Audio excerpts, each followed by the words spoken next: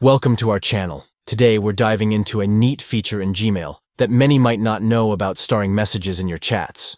This new update makes it easiar to keep track of important conversations. So, let's get started. First, open your web browser and head over to gmail.com. Make sure you're logged into your account to access all your messages. Next, look for the grid of 9 dots located next to your profile photo in the top right corner of the screen. Click on it, and from the drop-down menu, select Chat. This will take you to your chat interface, where you'll see all your recent conversations. Now, find the chat that contains the message you want to star. Scroll through your messages until you locate the specific conversation you're interested in.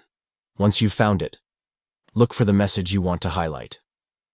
To star the message, hover your mouse over it.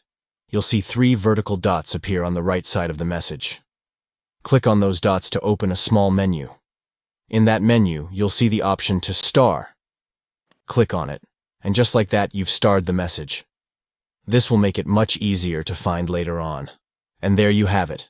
It's a simple process, yet incredibly useful for keeping track of important messages in your Gmail chat. If you found this tutorial helpful, don't forget to like and subscribe for more tips and tricks. Happy chatting!